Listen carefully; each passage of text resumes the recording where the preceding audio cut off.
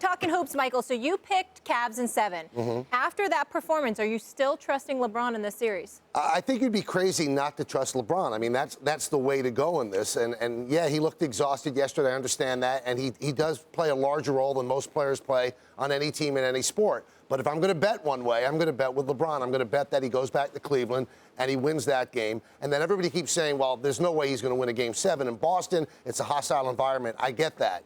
But you've also got LeBron James, who's used to this, who's played in hostile environments, who's thrived in hostile environments, and you've got a bunch of young players on the Boston Celtics. How are they going to react to the crucible of a Game 7, even if it's on their own court? So I'll stay with LeBron. That's the way to bet.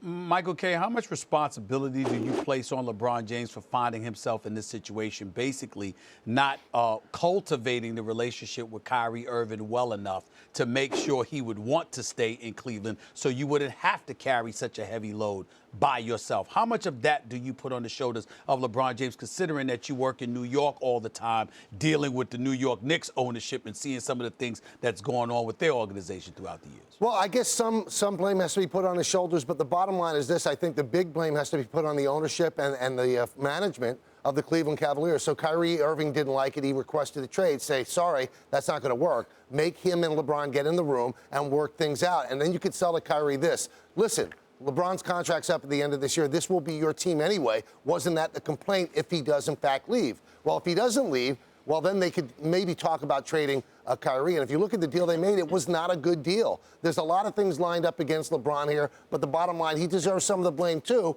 because he's been a de facto GM. He's the one who got Tristan Thompson max money. He's the one who got J.R. Smith a lot of money as well. The other trades that they made during this season, that's not on him. But the basis of this team, a lot of what they do, and a lot of the reasons that they're losing right now, LeBron is responsible for having those guys on this team. But the Kyrie Irving thing, I don't blame it on LeBron. Two headstrong guys, two alpha males. They want to be the guy. And Kyrie said, I want to be traded. It was up to ownership. Dan Gilbert should have said, no, you're not going anywhere. You've got a contract. You're staying here.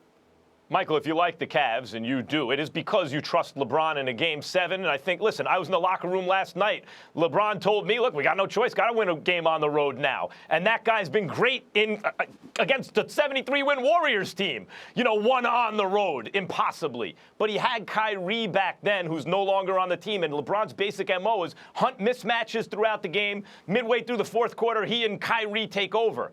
But now, Michael, he's going to be trying to take over by himself, and none of the role players show up on the road. So you obviously think even if they don't, he's going to be able to overcome really Brad Stevens, right? Like, this is what the Eastern Conference, Brad Stevens beats the Greek Freak, beats two freaks with the Philadelphia 76ers, and now is trying to beat the ultimate freak in LeBron James. And you think LeBron's going to be able to do it on the road by himself? No, I don't think he can be doing it by himself. He has to be LeBron. He has to score his 40 points. But people have to step up and do their job. Korver has to step up from downtown like he did in Game 4, not Game 5. J.R. Smith has to have a game as well. He's got to have some help. Kevin Love has to have some help. No individual player, as great as he is, and I think LeBron is otherworldly great, can do it himself. And you could see yesterday, by trying to do it himself, by outscoring the entire starting five, the man was exhausted. Not an excuse. Hey, this is the team that he has. This is the hand that he's been dealt. But if you expect him to do it all by himself, then they will lose. People do have to step up.